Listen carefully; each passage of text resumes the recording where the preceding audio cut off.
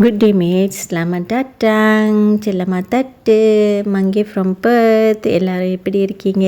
சாப்பிட்டீங்களா? நல்லா இருக்கீங்களா? ஓகே, இன்றைக்கி நான் முத்துன கோழி கறி வச்சேன். கறியில் ட்ரையாக கிரேவியாக வச்சேன். முத்துன கோழினா அயம்துவா சொல்லுவாங்க, இல்லாட்டி இங்கிலீஷில் பாய்லர் இல்லாட்டி ஸ்டீமர் சிக்கன்னு சொல்லுவாங்க. நம்ம முத்துன கோழி, பழைய கோழி, நான் வயசான கோழி கெல்ட்டு கோழின்னு சொல்லுவோம்.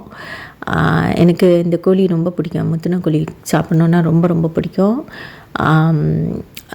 அது வெட்டுறதே கொஞ்சம் கஷ்டம்தான், ஏன்னா அது போன்லாம் ரொம்ப ஸ்டீஃபாக இருக்கும். நான் இப்போது முழு கோழி வாங்கி நான் தான் வீட்டில் வெட்டி சமைப்பேன். வெட்டின கோழி நான் வாங்க மாட்டேன். ஸோ ட்ரையாக ஆக்கினேன். அப்புறம் கடைசியில் அந்த சட்டியில் மிச்சம் மீதி இருந்த சோறு போட்டு சட்டி சோறு கிண்டி எடுத்துட்டேன். இப்போ கடையிலலாம் சட்டி சோறுன்னு விற்கிறாங்க. அதெல்லாம் உண்மையான சட்டி சோறு இல்லை. க்ளே பாட்டில் சோறை போட்டு கறியை அது மேலே சொதன்னு ஊற்றி அதுக்கு பேர் சட்டி சோறுன்னு சொல்லி 5 வெள்ளி 17 வெள்ளி 20 வெள்ளிக்கு விற்கிறாங்க. அது சத்தியமாக சட்டி சோறு இல்லை. சட்டி சோறுனா சட்டியில் இருக்கிற மிச்சம் இருக்கிற சம்பாலோ மிச்சம் இருக்கிற கறியிலையோ சோத்தை போட்டு கிண்டி ட்ரையாக எடுத்து சாப்பிட்றதுக்கு தான் சட்டி சோறு. ஓகே, சரி, இன்றைக்கி கண்டென்ட் வருவோம். இன்றைக்கி கண்டென்ட் அபவுட் எஸ்கே குடும்பம். இவங்க ஃப்ரம் மலேசியா. எஸ்கே குடும்பம் சூப்பர் குடும்பம்னு சொல்லுவாங்க. ஸோ அந்த ஃபேமிலி அவங்க அந்த ஃபேமிலியில் சரஸ் அக்கான்னு ஒருத்தங்க இருந்தாங்க.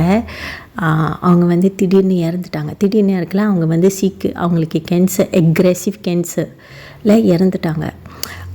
என்ன ஏன் அந்த ஃபேமிலி பற்றி நான் பேசுகிறேன்னா, அந்த ஹஸ்பண்ட் ஹீ ஹேஸ் 2 wife.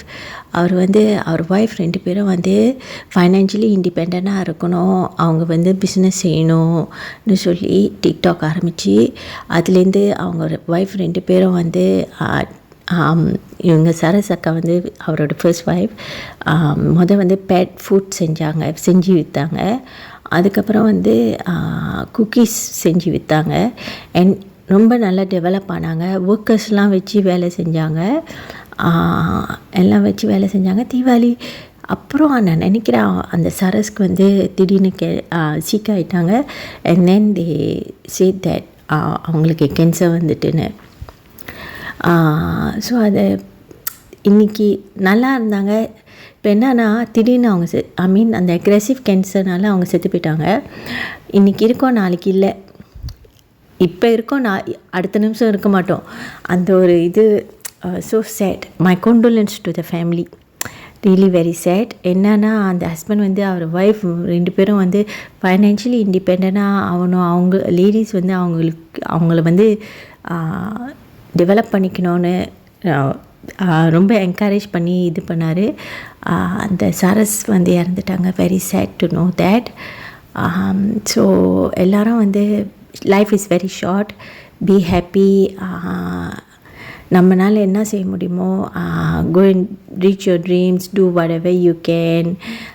இதெல்லாம் நான் சொல்கிறேன், ஆனால் நானே ஃபாலோ பண்ணுறதில்ல. Every time I worry about my future, I regret about my past. I don't know ஏன் நான் அப்படி செய்கிறேன்னு. But I have to learn not to do this anymore. Leave the present. And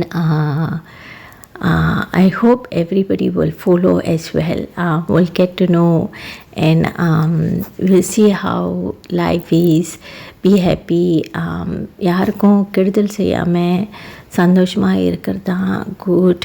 நல்லது செய்யாட்டிலும் பரவாயில்ல, ஆனால் கெட்டது செய்யக்கூடாது. அம்மாவா இல்லையா? இவ்வளோ தான் எனக்கு மெசேஜ் இருக்குது, இதுக்கு மேலே இல்லை. Quite sad. Let's see. அப்புறம் வீட்டுக்கு வந்தேன்னா கிறிஸ்மஸ் ட்ரீ போட்டு வச்சுருக்காங்க. நானே ஷாக் ஆகிட்டேன்.